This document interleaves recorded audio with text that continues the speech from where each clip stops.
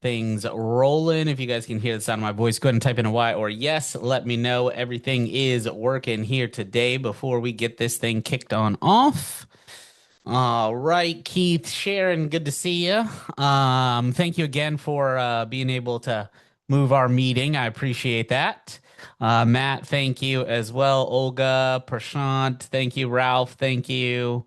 Absolutely fantastic. Well, guys, I'm excited. It is Sunday, May 17th. We had Rye win the PGA Championship. Had it on a different screen while I was prepping for this presentation. So, fantastic to be here. I'm excited to talk about everything we have to talk about here today. But before we begin, I got to let you know and run through the disclaimer phase, which is that uh, I'm not acting in my capacity as a licensed financial professional. I'm simply here showing you opportunity. What you do with that opportunity, that is all up to you. As well as you got to be aware of any and all risk, understand that risk, be willing to accept that risk and take on that risk. And any trades that you show here today, if you decide to take those trades, just know that you are doing so of and on your own volition. And Ralph, thank you so much. I appreciate you. And so let's get started really quickly before I go through like the whole spiel. Is anybody here first time being in this presentation? Type in a Y or yes if it is your first time being in this presentation.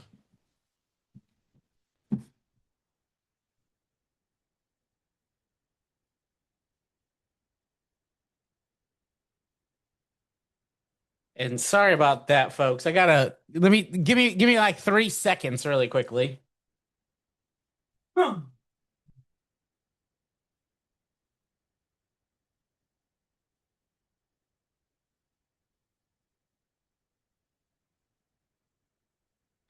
All right. Apologize about that. So, I'll tell you one thing. My wife, okay, I keep an entire box of I like one specific type of pen. I have literally 4 or 5 boxes of this specific type of pen, just in case some cockamamie story I can conflate it in my head that maybe they run out one day. Well, I won't.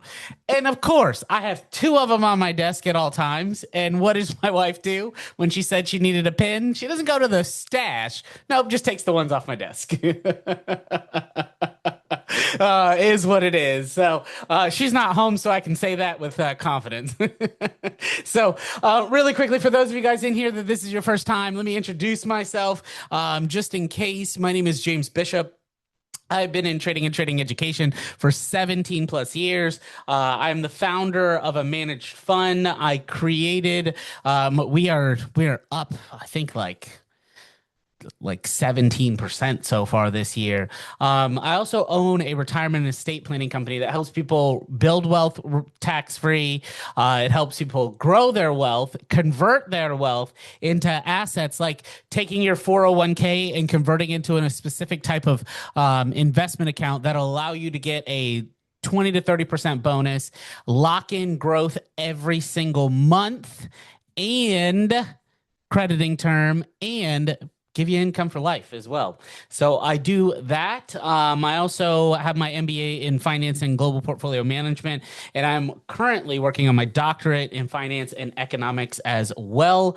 For those of you in here that it is your first time, well, that is just a little bit about me. The other thing is a couple of housekeeping items. First is we have a great Discord channel. I really, I've loved to see this thing grow over the time that we have been in here together.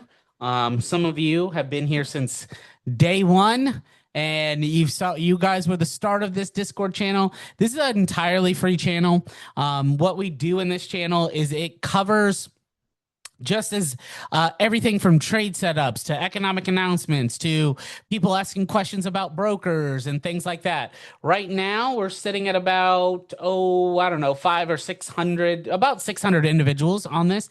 If you want to join this Discord channel, just click the link I just sent you. This is entirely free. You'll be able to take advantage. You can join in, ask anything that you want. We have people that share their trading systems and share what they're doing with their analysis. We have people that are looking at, doing a ton of different things. So feel free to join this channel. That link I sent you, though, it will expire in 7 days. I guess Discord is like Mission Impossible, and the messages can't last. The other thing is we do have two newsletters that I do, and a third maybe on the way as well, surrounding different topics. So the first one is Wealth Watch. Wealth Watch is all things wealth. So there's going to be posts on how to build your wealth, how to grow your wealth, different types of investment accounts, but mainly it's stocks and trading opportunities and things like that that could things that you may want to look at and take advantage of. You can subscribe on this page for that one. Daily videos, they come out usually between 8 a.m. and 11 a.m. I record them at like 6 in the morning, sometimes earlier, but it's all when we can squeeze it in there. And then the other one is Energy Watch. Energy Watch was kind of born out of what was happening, a few months ago in the energy sector with this skirmish with Iran, the Straits of Hormuz being closed, and differing stock opportunities that have come of that. And then it's still continuing on with that. But additionally, there's been a lot of opportunity around the AI sector, not in, AI data center building, but the energy that they use. And that's actually going to be something that we talk about here tonight. So those three links, I would say, click on them, go ahead and register for them and things like that. And then let's get into this week's major fundamental news announcements here in the United States. We have housing starts, housing market index, and building permits all coming out on Monday and Tuesday. We have FOMC meeting minutes. This has always been a critical, quote unquote, announcement, but quite honestly, this is not going to be as critical, and I'll tell you guys why in just a second. We have existing home sales coming out on Thursday, unemployment claims coming out on Thursday, and we have flash services PMI as well. We'll talk a little bit about that as well. And if anybody wants to screenshot this, type in done when you got it screenshotted and just let me know that you got it. And feel free, anybody that screenshots it, if you want to throw it into the Discord chat, feel free to do so. Thank you so much, Sharon. Awesome, awesome, awesome. Okay, perfect. So next up, we have earnings and the top kind of the major companies that you're going to want to pay attention to when it comes to earnings this week. Monday at close, we have Zoom, we have Home Depot and Lowe's, we have Palo Alto Networks as well, Target, TJX coming out, NVIDIA. That's going to be a very important one that we're going to need to pay attention to. And yes, we will do some analysis on NVIDIA tonight. Walmart, Macy's, Best Buy, Intuit, Workday, Ross, and Foot Locker. So a lot of consumer discretionary spending is what we're going to be looking at this week. And then a couple of tech companies as well. But, in Zoom and Palo Alto and NVIDIA and Snowflake and Intuit as well. But mainly the majority of earnings this week, we're looking at consumer discretionary. If you're going to screenshot this, type in done and let me know. And Rob, absolutely, my friend, anytime. You just let me know when you want to pop them in the post. Thank you so much. Perfect, perfect, perfect. All right, great. Now, before we jump into the charts, let's talk a little bit of news, and then I have one other thing that'll go over with you. So, major kind of news. Obviously, we had the China summit with President Trump going to China. Russia is visiting this week. So we'll see what comes of that. Perhaps, I know on May 9th, I think it was, President Putin had said that he would be open to considering, further peace discussions with Ukraine.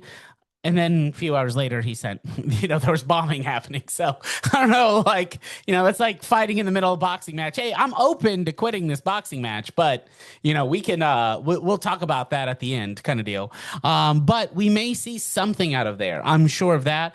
Another thing that came this week, is that, Moscow was hit with record-sized drone attacks. 80 drones hit Moscow. We also saw that there was sanctions that were lifted on Russian oil for the last 30 days. Well, those sanctions were not, that lifting of the sanctions was not extended. So the sanctions are back in place as of Monday.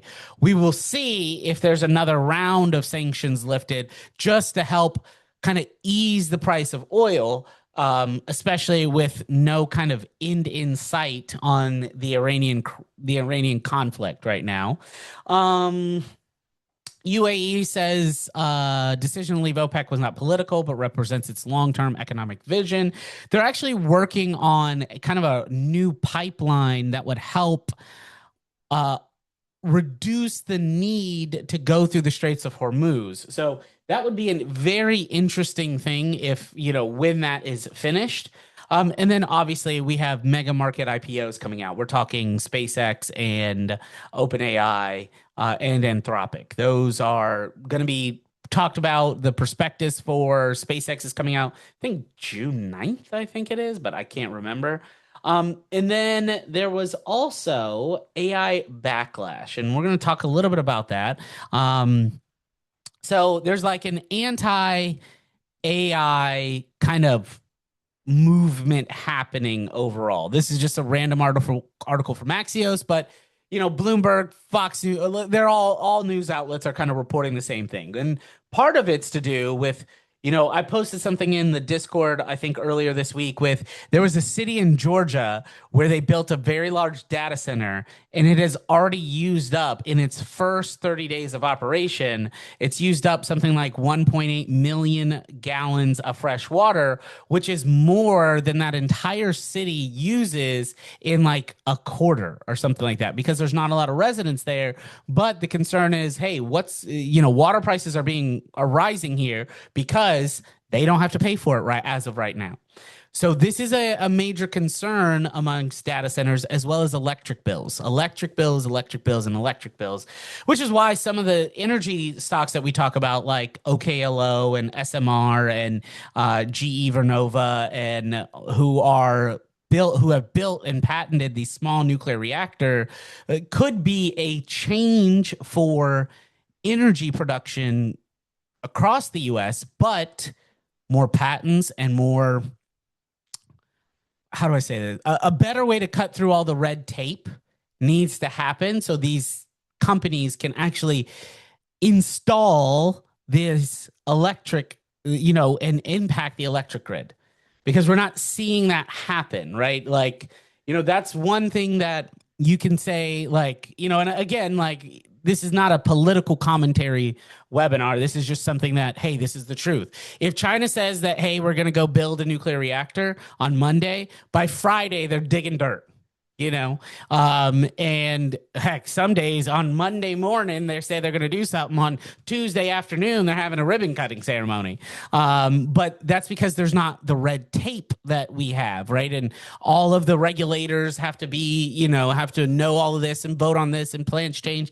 And that can cause a slowdown, and can also mean higher prices for longer, simply because companies can't, they have to build slowly. They can't build at the rate at which they want to. But we're going to talk a little bit about something that happened with OKLO this week that was pretty good, and we're seeing a little bit of pullback from that. The other, the reason why I said FOMC meeting minutes may not be as important this week is Kevin Warsh was confirmed as the next Federal Reserve chair. And so this last week was the Chairman Powell's last kind of week in that seat. He's still going to be on the FOMC committee and the board, but he is, Warsh will be in, and we will see, from that, I expect this to happen. Okay. I do expect him to come in and he's more than likely going to cut rates, which he will then more than likely have to raise rates again. And we'll talk about why and what we're seeing for that. Now, the June meeting for June 17th is still showing a 99% chance that rates stay the same. And then the July 29th meeting is showing that rates are staying the same.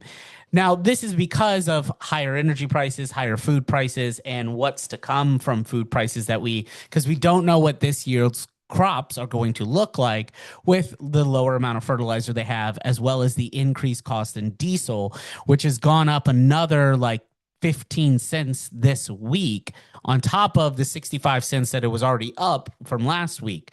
So the price of diesel increasing means the cost of food is going to go up because of farming equipment as well as trucking that is going to take to get the food to the grocery store, to say the least.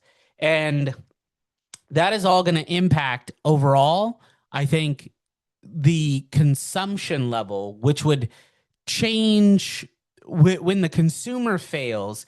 That's when the stock market starts to pull back. Now we are seeing, if the Mag 7 are doing what they're doing, right? They are growing like crazy, and there's so much concentration in there that there is some kind of fears around the Mag 7 as well that we'll discuss as well here in just a second. Talked about Warsh. Another thing that came up is the U.S. to mull action if China overcapacity is found, says trade envoy Greer.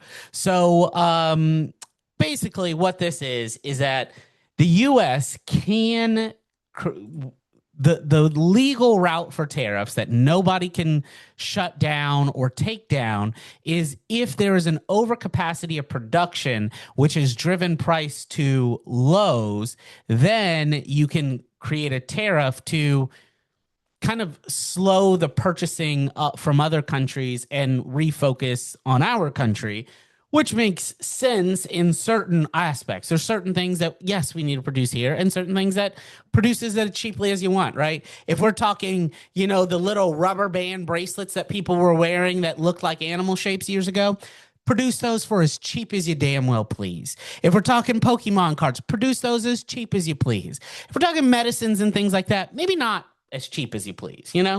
But those are the things that like we have to decide on. But if we see this, that's where tariffs could come into play very, very soon. So there's going to be inspections, and this is right on the heels from this visit. So this should be an interesting thing that I'm going to be keeping an eye on, and I'll be reporting that in Wealth Watch, as well as probably Energy Watch as well over time. So let's get to the market really quickly. So, what are some? We have our normal stocks that we're going to go over. Absolutely will, and we'll talk about those. I did want to say, I don't know if anybody caught this, but I did send out and talk about a close order on VCX, and we took it from 115 to 232. We made $117 a share. So far this year, just on that one share of VCX, we're up $341, which is not a bad place to be. Up $680.35 so far for this year with just the positions that we've talked about. And that's on single shares. So, how you guys trade it is all up to you. But what are some ticker symbols that you guys want to talk about? I have some listed, NVIDIA already, but go ahead and type in any ticker symbols you guys want to take a look at. So, and it's not all going to be in Micron, CRCL, CBRS. I can go ahead and tell you CBRS is really not useful to even look at, but we'll look at them. AMAT,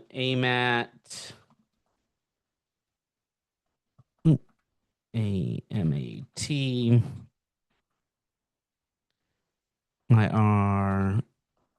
IREN.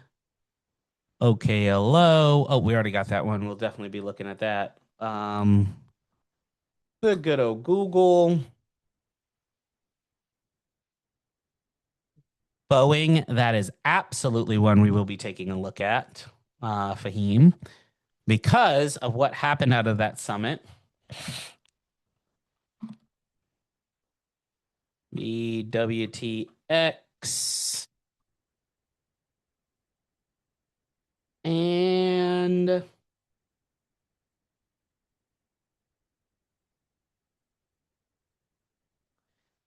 so Russ asked a quick question. He said, very confused on prop firms, which prop firms are legit.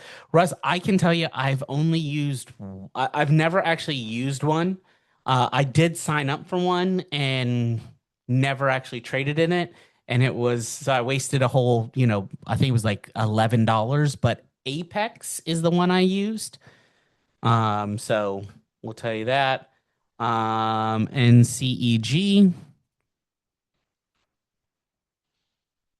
All right, and MP and UEC. So, Kenneth, that is yes. I said with a question mark at the end. So let's jump into a couple of these first. Let's take a look at Lululemon. So I'm gonna go LULU. So, I did also, by the way, I'm gonna look. You guys know, you guys have been with me forever. I'm gonna tell you guys this. I'm more than likely will be releasing a special indicator that I created. What this indicator does is, as you guys know, we trade a lot with pockets, right? Because the market finds gaps in the market, and that's a violation of efficient market theory, which basically says that the stock price of any instrument will reveal all available information about that stock, about that price at any given time. But we all know that there's certain information that comes out sooner rather than later, and it creates imbalances in price. And the market typically will find those imbalances and seek to fill them. And so what I did was I created an indicator that actually finds these gaps in the market for me and shows me where we should be looking to buy to, where my absolute lows are, where I should be for my absolute highs and all of that. And then pairing that with a couple of other indicators, but this indicator, the what I call the pocket watch, you guys know I'm kind of watch obsessed, as I say, but it will pairing the two gives you a really good entry strategy as well as where you're gonna exit as well. So we'll be kind of looking at that over time here. That is fair. Oh, I was like, where is my other one? And actually, can't use that for now. But so as you guys see, we still have gaps up here to 161, 178, and we still have a couple of gaps here down here at 113 and 80 and 70. Do I think they're going to hit 80 and 70? I mean, look, it absolutely could from where we are, but quite honestly, I don't. I think we'll see what earnings are on the last week of May. We have a new CEO in this company, a former Nike executive that wasn't the one that kind of was ousted when the old CEO, whom they recently fired, basically came in and said, we're going to run this 3-month cycle on stuff. And that person disagreed with that CEO vehemently. They left. Now they just recently got hired by Lululemon. And there's certain things that Lululemon is going to redo and revamp. And there's also an increase in sales and an increase in turnover. So I honestly think that this stock is going to come back up. Let's see. So, next stock we want to quickly look at. Let's take a look at NTLA. NTLA, if you've been anybody in NTLA with me? Yes or no? Anybody in NTLA with me? Yes or no?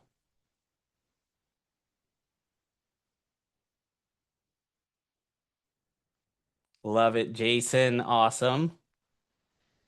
Cat, perfect.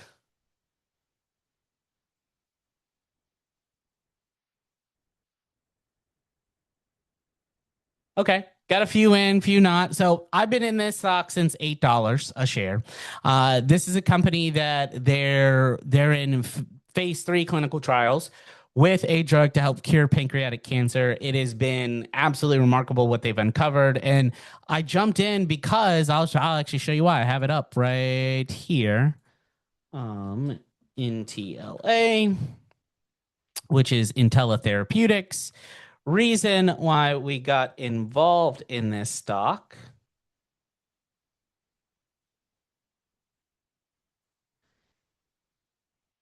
is ownership activity. You had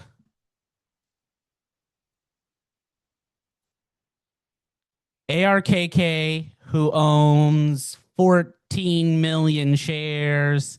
BlackRock is increasing their position. State Street is increasing their position. Vanguard is increasing their position. So many different companies have increased their position on this company, especially around that $8 mark. I was like, they must know something I don't know, and I'm okay with that. So I got into this at 8. I'm looking to ride this up to $25, where that latest gap is. And yes, there's another gap up top and one and some even further up. But if this company, I think at like 26 to 50-ish, they would be an acquisition target for a major pharmaceutical company, but they also could just come out with the drug themselves, right? And continue on. So this is currently sitting at 1367, still headed up, still headed to my price target. Not really worried about this at all. If we look at OKLO, so OKLO, they had for the one, actually, I think is the second time ever they beat earnings. They were expected to lose 19 point, or I guess 0.191 cents per share, and they came in just under that. Still, revenue was zero, which was a good thing, but we saw the stock fall a little bit. And I think that is to fill this gap down in here, and then we will look to begin to rally up in this stock. And if we add in, that from the technical analysis side, if we add in our fibs, we're sitting right at where we should be for this thing to head back up to 89, $90 a share. So I am A-okay with this. If you're looking for an entry on OKLO, simply wait for that kind of counter trend line to break and then enter in. There's no sense in throwing, just wasting your capital now. If this continues to fall, you're going to get nervous, and you don't want that to happen. So let's go take a look at silver as well. Silver has been something that I have bought for a long time. Now, silver is quite an interesting position, especially on silver futures, looking at the daily. You do have, we have made an A, B, C, D swing, and we are sitting at an all-time high. This was our return. The problem that I keep seeing is we have a high and a lower high and a low and a lower low. If this high breaks 71.85, it's going to drop further because we will truly be out of the trend. However, if we stay above this and we begin to rally up, I still think that we could see silver continue its run up, right? It's a metal that's needed in all things manufacturing of electronics. It's a metal that's needed in so many different aspects that it could continue to catch up. And we still are in kind of violation of the ratio that silver has had with gold since as long as I can remember, which is that about 8 ounces of silver equals 1 ounce of gold. So if we take the price of silver futures right now, and which is 75 or 76.59, let's call it, times that by 8, that's $612. Well, that's a lot more of a difference than the price of gold. Even if we look at SLV, which is like a silver ETF, excuse my dogs there. The price of silver ETF for an ounce is 69.04. So we take 69.04, multiplies that by 8, that's $552. And if we look at GLD, it's above 500, but it's actually just under 500. It's 417 right now. So by that measure, gold is undervalued in the GLD. Um, which I do think it is. I think that gold is going to increase. I have no doubt that eventually gold will come back up. I think there's just a lot of hesitation um, for gold to go back up simply because the return is there in the stock market, as well as gold has been acting like a stock. It hasn't been acting like a hedge against stocks. Typically, the market looks like this. If if stocks are down, gold is up. And that's always been that inverse relationship. Same with dollar, right? If the dollar is weak, gold is high. If the dollar is strong, gold is weak. And we're not seeing that relationship hold true, which is just an interesting thing. If we go and we look at the US dollar and we look at the FXCM dollar, or if we look at there you go, the FXCM dollar or the dollar basket. Let me go USDX, the old dollar index. You can see that the dollar has gained strength, but gold also this week was gaining strength. So we're seeing this weird phenomenon happen right now, and the dollar is tremendously undervalued. If we go and look at like a monthly chart on the dollar,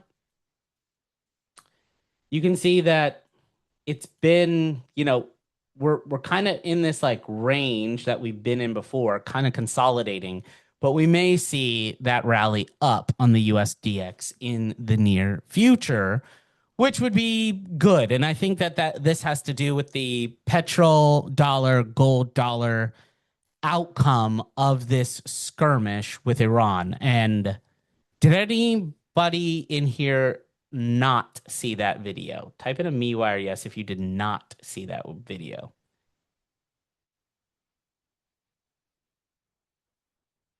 Where I talked about that. Did not see it, did not see it, did not see it, did not see it, did not see it. Okay. I'm going to briefly explain what that video kind of surmised. All right. So right now there is this kind of, how do I say this? Okay. Let's go this way. Right now, there's kind of a bifurcation about where countries are buying their oil and how they're buying their oil. Okay.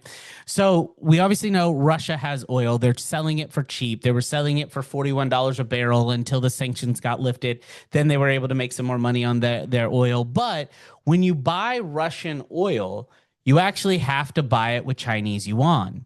You don't buy it in US dollar.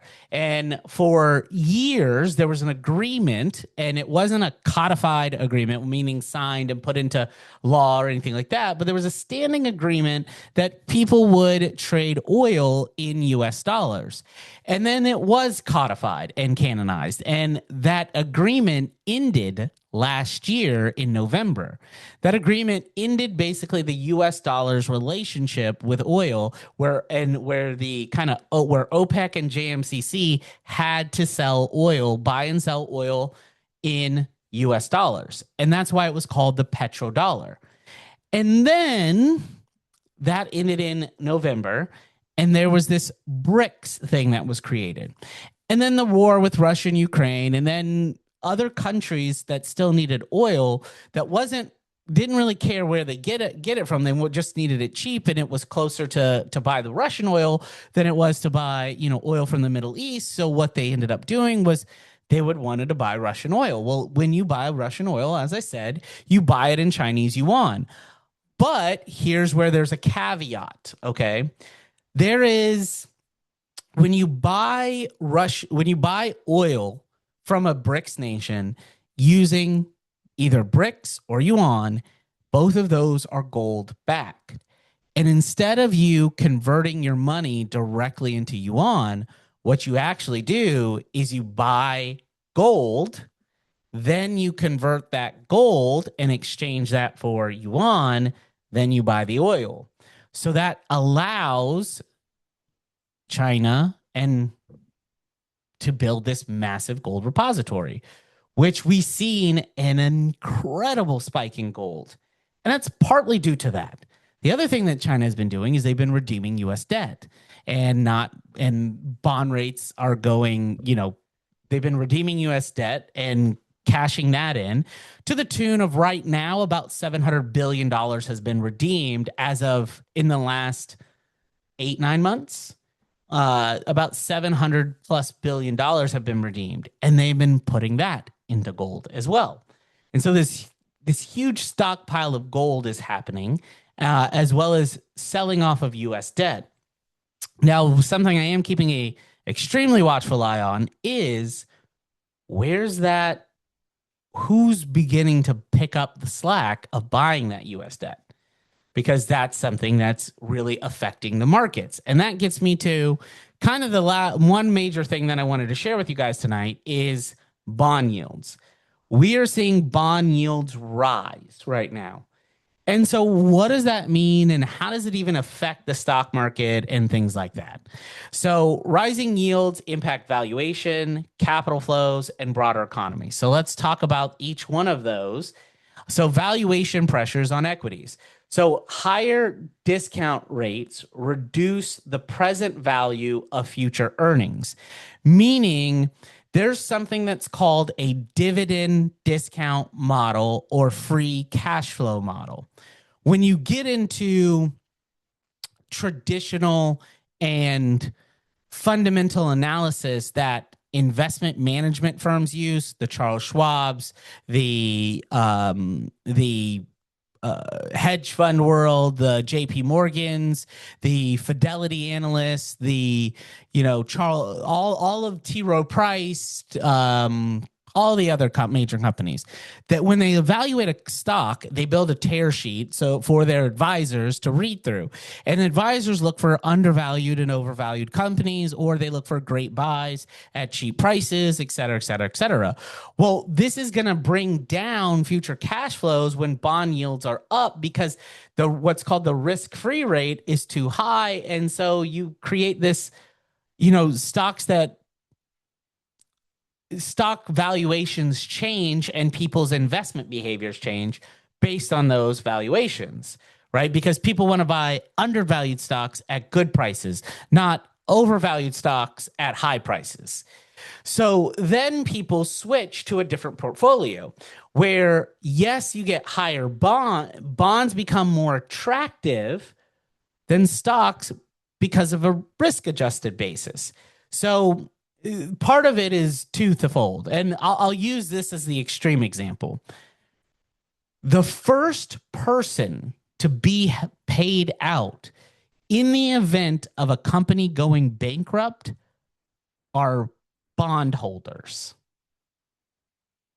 So how it works is that, let's say, I'll just use Spirit Airlines as an example, because they recently, they're going through the bankruptcy procedure.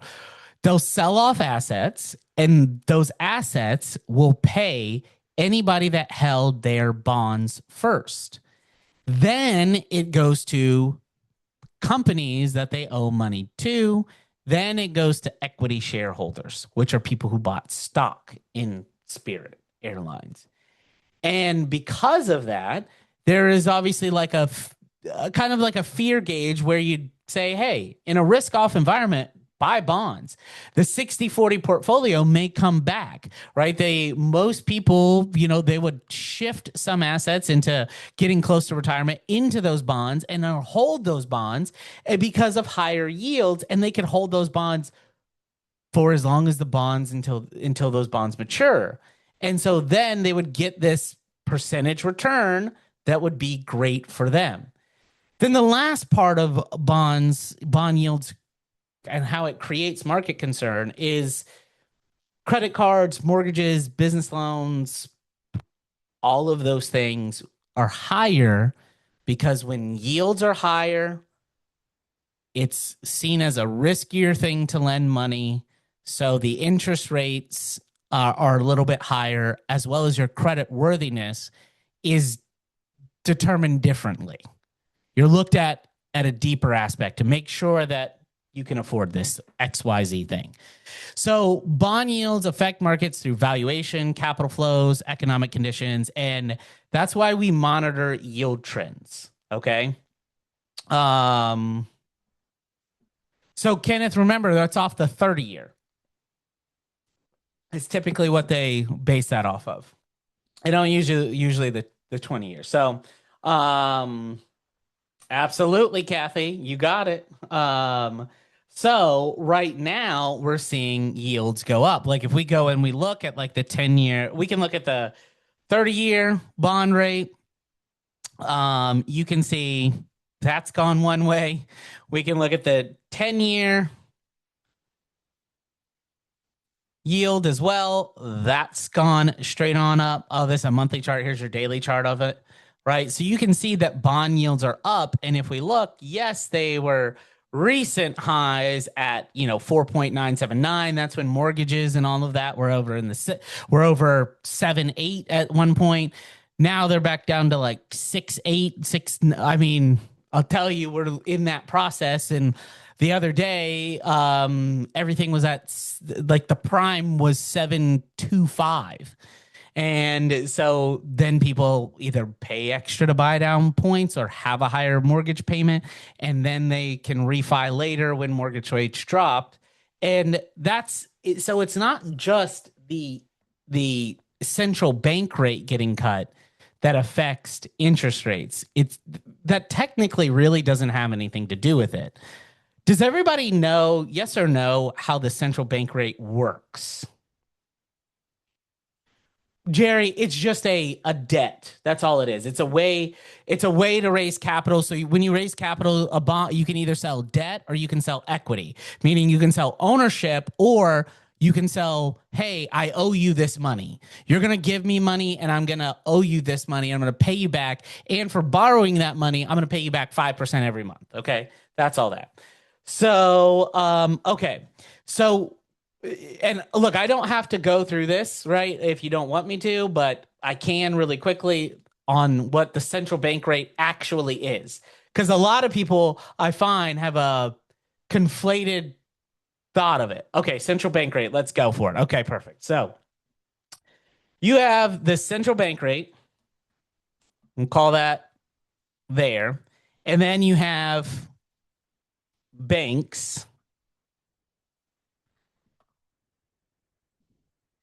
And then you have, I'll put over here, people. Now, the central bank can lend money to banks. And then let me also write one more. Banks here. So, but if you're a bank, okay, typically people put money in the bank and then banks lend that money out to other people, right? They lend it out for mortgages, credit cards, and other things to other people. So, and we have what's called the fractional banking system. So, meaning for every dollar I put in the bank can lend out $9. Used to be way worse, but now it's down to $9. Well, a bank may also have so much cash on hand, and they're like, I don't want to just make all these mortgages for no reason. So, bank ABC may lend money to bank XYZ at a specific rate, and that rate is set by the central bank rate. Well, if the bank actually needs money and other banks can't lend it to them because they're like, hey, I need to maintain the cash reserves, I don't have extra to lend you. And so a bank may say, okay, hey, central banker, I need to borrow a couple $1 billion. Well, the central bank is going to say, okay, you can borrow this money, but I need to see all of your bank statements. I need to do a full internal audit. I need to know, why do you need money? Why in the world do you need money? That's and no bank wants to go through that process. So they avoid that like the plague. So, yes, the central bank rate is important, but what's actually more important is the yield. Because as the bank central bank rate goes down, yields go up.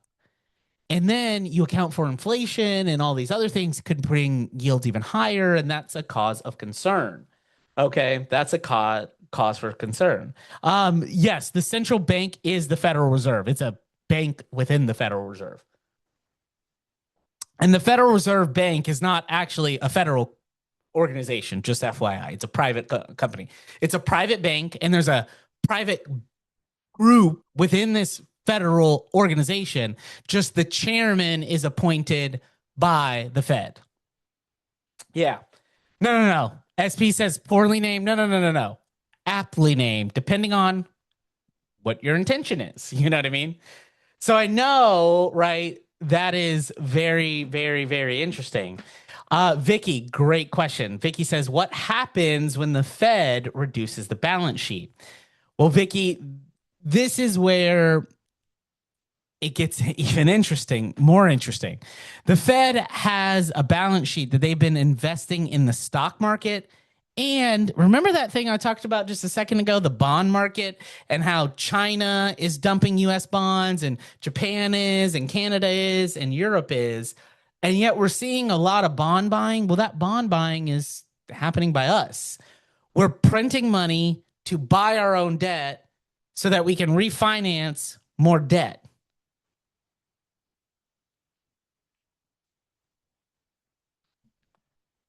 Let that sink in. Okay. And that's been the MO for a long time. Like, since technically 2001. And then they have quantitative, it actually happened in the 80s as well. And then they have quantitative tightening where they reduce money supply. And that's called the M2 money supply. I wonder if I can pull that up. So if we look at the M2 money supply, this is what money supply looks like in the US. What that means is this is new circulated money. Now, if you look from, let's just go from like 2000, we have obviously gone from, let's say, 5 trillion to 22 trillion.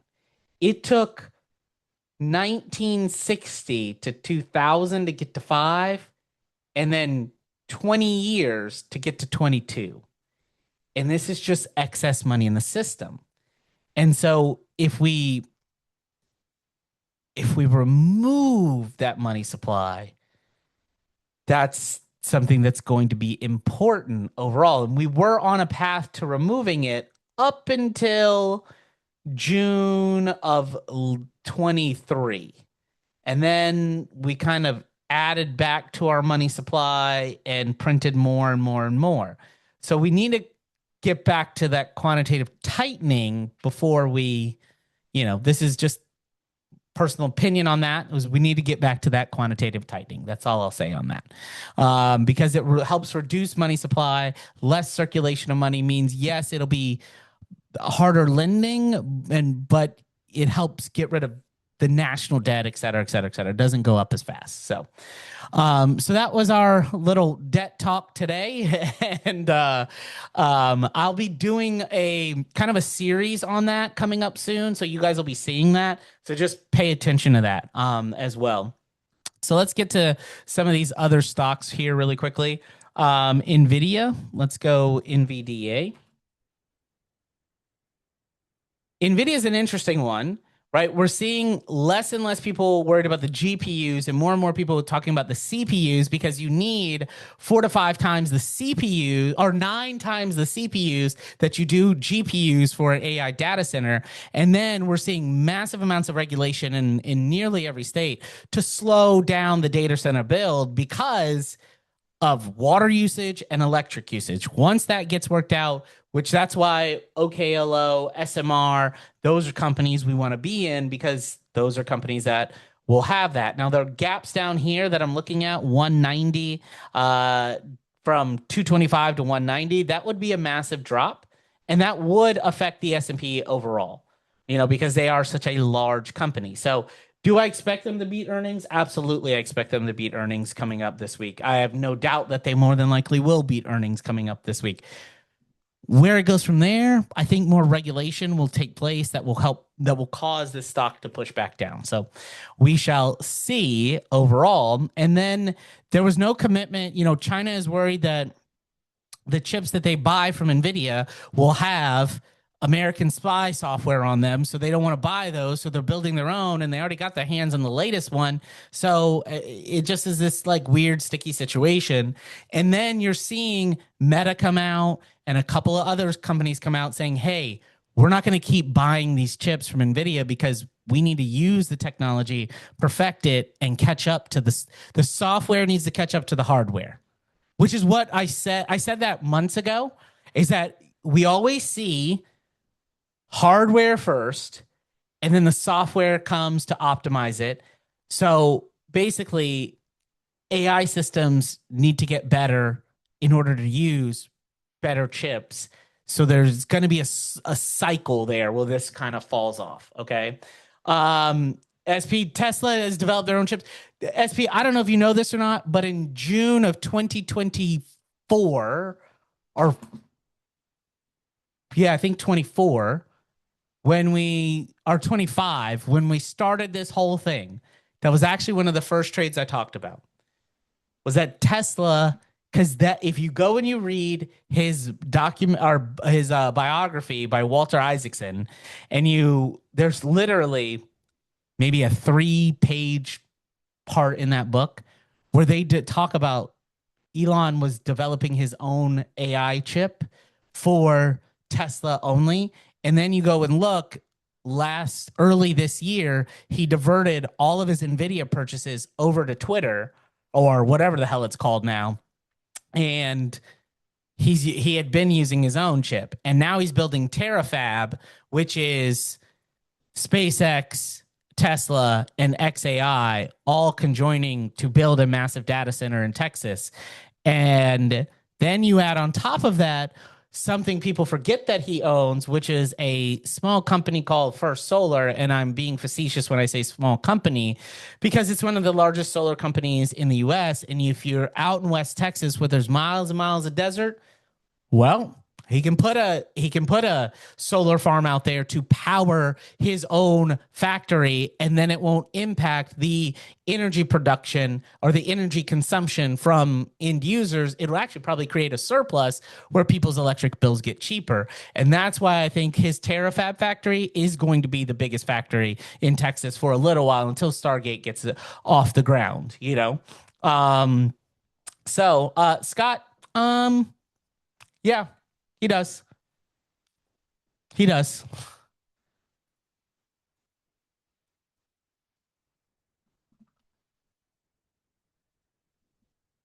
Um,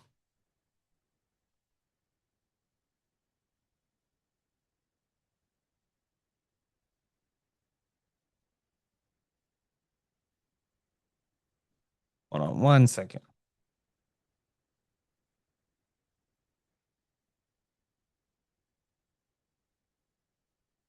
Sorry. Solar City. What was that? Sorry about that. First Solar and Solar City are two that I talk about all the time. That's what I was thinking of. Right? He owns Solar City.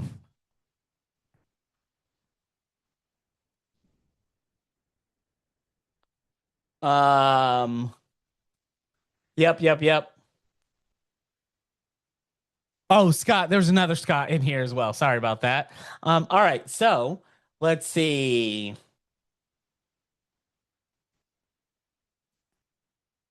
That's correct. All right, so let's get this.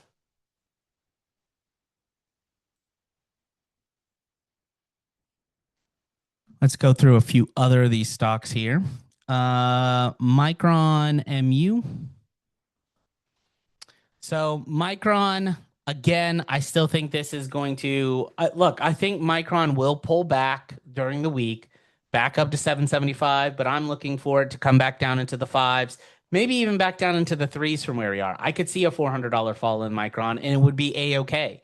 Right, this would just be that random spike. Now we still have selling energy going into it. We still have a lot of selling capacity in there as well. So that would just be something that it would not surprise me at all if we see Micron continue its sell off. And let's see here. Circle. So Circle is going to be great. And yes, there is but Circle is heavily dependent on crypto and what happens with crypto and if crypto continues to get its adoption rate and, all of that. I do think that, look, it's going to pull back here, probably to back to 100, and then you'll get a buying opportunity. And then, yeah, maybe 213s long term in the future. I do foresee it pulling back into this area, and then hopefully it heads up to 188 from where it is there, but it could pull back as low as $62. So I am cautiously optimistic that it will head up, but again, that is extreme caution there with Circle. VCX. So VCX, you have one gap higher at 241 from where we are. This was where I had said that, look, I mentioned to somebody earlier this week, sent them a text that there are 1, 2, 3, 4 points at which I would be looking to re-enter VCX.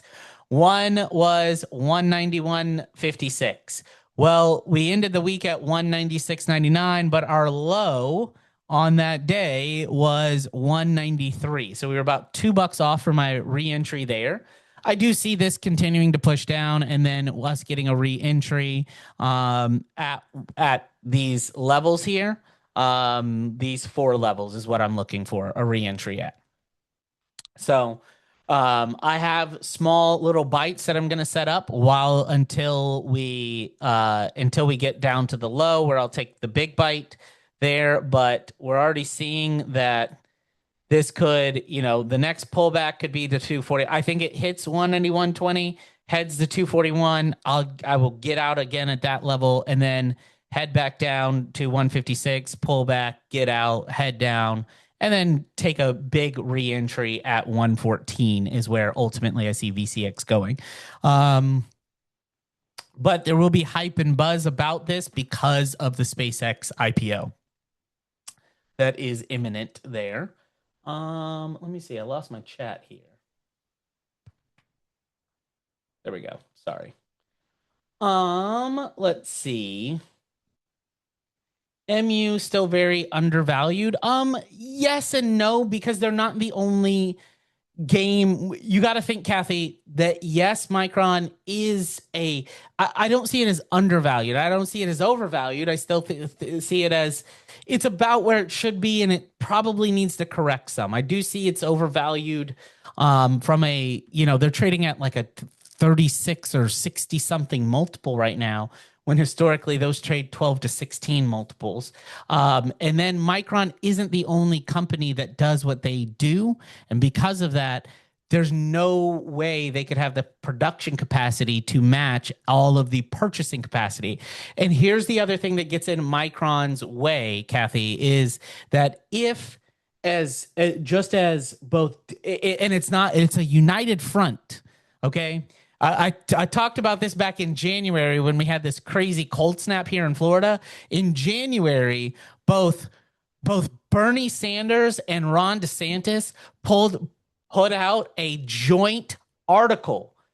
I said, no wonder it's so cold here, because hell froze over because those two people agreed on anything, right? Ron DeSantis on the right, Bernie on the left, and they agreed that we need to slow down these data centers. We need to reevaluate. We need to look at the job loss. We need to estimate the job loss and come up with a plan. And then these data centers can't just have free reign wherever they want to.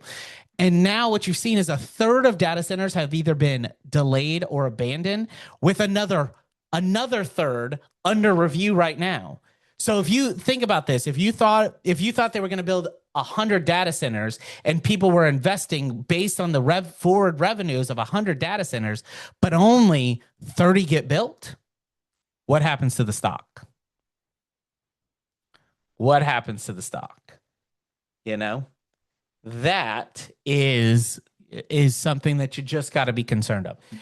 Steve, I swear you have like I don't know if you have a picture of my notepad here, but if you're looking for a simple way to play the ETF, play the memory sector, DRAM, that is a simple, easy way to buy the entire sector at once. And that way you can take advantage of it. Would I buy it at this price? I'd probably, at $50 a share, I wouldn't mind it. But then I'd look for, at 53, I'd be like, oh, okay, maybe it's probably going to fall again. So I see it as, this potentially falling down here into the $43 to maybe $40 range. And that's where I would pick up some more shares of DRAM. But great, Steven. I absolutely love that. Let's go here to CBRS. So Cerebras Systems, right? They went public. And look, it did exactly as I told you guys it would do. It's a tale as old as time. Literally went public right there, shot up, and then bam, dropped like a rock. I knew it would, and that's just what's going to happen. It's probably going to continue to drop. What will more than likely happen is we'll see it kind of level off here, right? And it'll do this, and then it will shoot way up, and then call that in about 2 to 3 months. And then there'll be a massive sell-off again. And then it will kind of capitulate for a while until people see enough from it for it to do that. Right? You can see that in Snowflake, company that reports earnings. If we go to the daily time frame and we look at them since they've gone public, well, would you look at that? Shot way up, fell, shot way up about 2 months later after it went public. Okay. And then tank, sat sideways, and then is broken out. Zoom, another company reporting earnings Monday. The same pattern exists over and over and over and over and over again, right? Shot way up, fell, shot back up, fell, sat sideways, will probably go back up to this $300-$400 mark. Okay. Let's see. Ronald, that list is my list. And then Scott, this indicator is not available yet. Okay, it's not available yet. It's going to get launched probably this week. It's one I just built. I spent like a week on this thing. So that will be coming out. It's going to be super cheap. I'm talking like $27. Like I'm not trying to charge a whole lot for this. So you'll see the email for the indicator, Scott S. And whenever it is, right? I call it Pocket Watch just because I'm a watch guy. So let's see. Bert, for now, yes, but I have the ability to do it on other systems. I just don't have the ability to download those other systems because I'm a Mac guy. So let's see. And NVIDIA, yep, we'll take a look at NVIDIA. They do have earnings this week. Like I said, they're going to more than likely beat earnings, and we did look at NVIDIA already. Let's go to Boeing. So Boeing, interestingly enough, right, we got reports that China's going to buy 200 planes from Boeing. Based on that news, I would suspect that Boeing is more than likely going to rally up. Based on that news, I would suspect that Boeing is more than likely to rally up. And if I change this to 15, we'll see that it'll probably rally up to right in here at around 330 or so.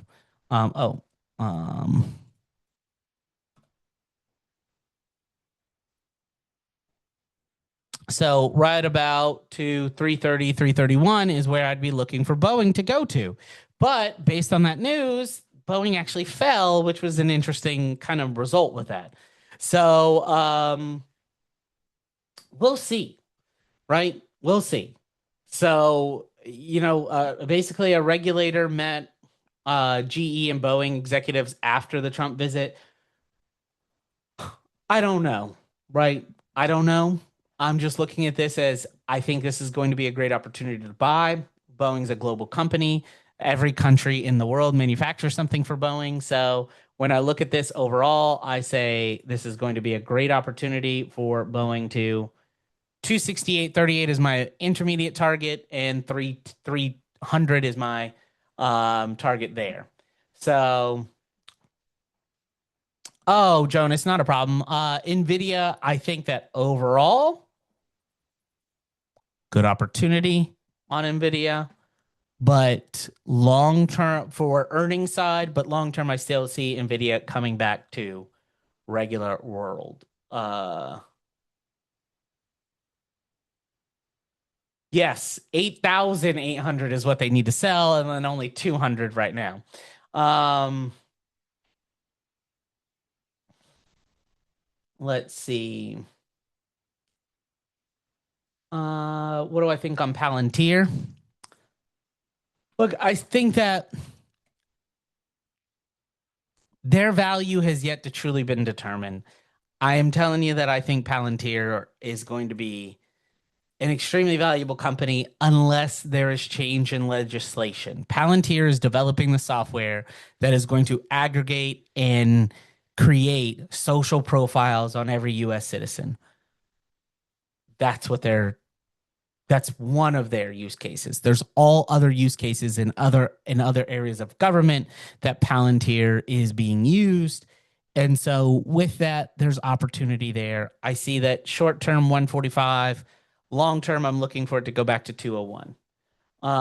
Copper futures, you got it. Copper futures, we just hit a D extension on copper futures. So I'm looking at copper futures pull back here. I think they still go higher. Copper's amazing resource there, and I think it still goes higher. Oil, we're already seeing oil futures back up.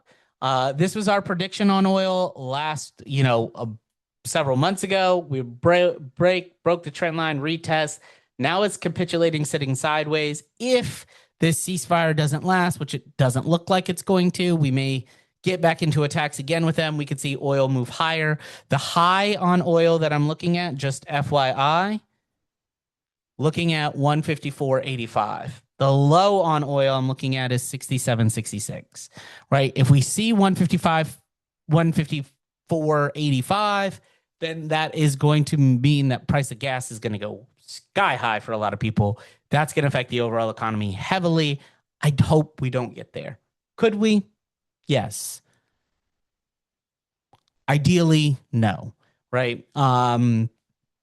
So we will see what that looks like over there. Let's see. And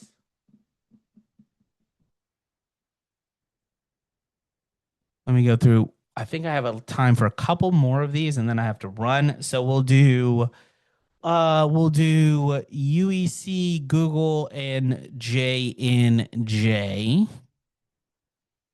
J&J.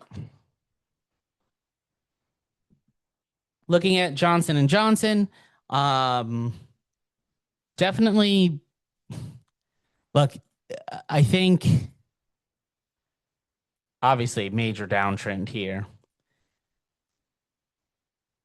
209, my outlook on J&J.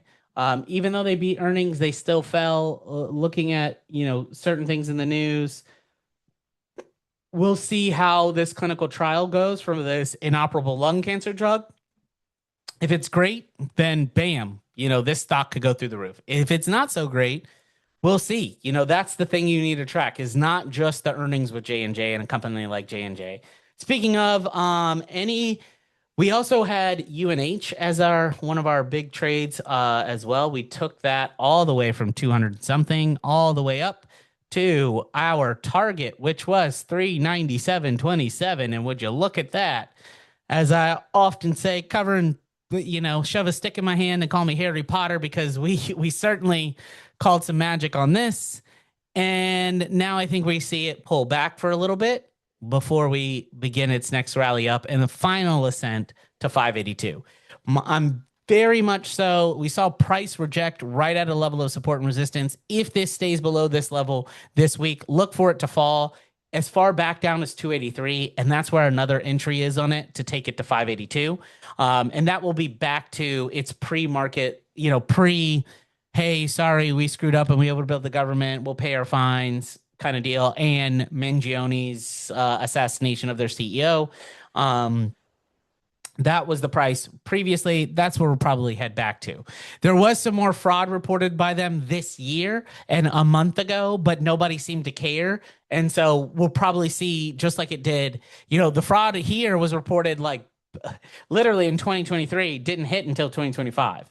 So it may hit sooner this year and it may not, right? So we can do, let's see. UEC.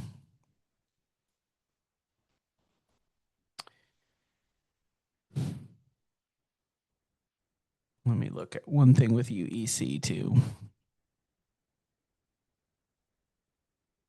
Good old Uranium Energy Corp. Look, I think that UEC is, I like the uranium play. Right now, I still see from a technical perspective, there is still some downside opportunity in this from like a technical analysis perspective. But long term, I see it headed back up. Where it is now, because we did break this uptrend, we are looking at pushing back. This kind of last level of support and resistance is where we see before we see the fall down to like $9. But I do see a pullback coming in uranium, especially if what happened with OKLO with the approval and the kind of fast tracking of their plans, because they plan to build the same reactor everywhere. Because of that, they should potentially rally up, and UEC would be kind of a tailwind for UEC as well. So with that said, everyone, appreciate y'all for being here tonight. I do have to I have to run. I have another presentation to be into, and I will see you guys next week. And also stay tuned. There's going to be webinars that I'm going to be sharing with you guys all week, and look forward to seeing you guys there. With that said, guys, I'll see you. Wish you health, happiness, and success at trading. I will see you guys this week. Recording is not immediately available, Steven. It takes I'd have to edit it and all of that. It could take 2 or 3 days to get up there, but and sometimes I've had things bad happen with the recording. So I will, Steven, I'll post it. I'll post where you find it in the Discord. It's on my YouTube channel. So thank you guys so much. See you guys next week. Bye for now.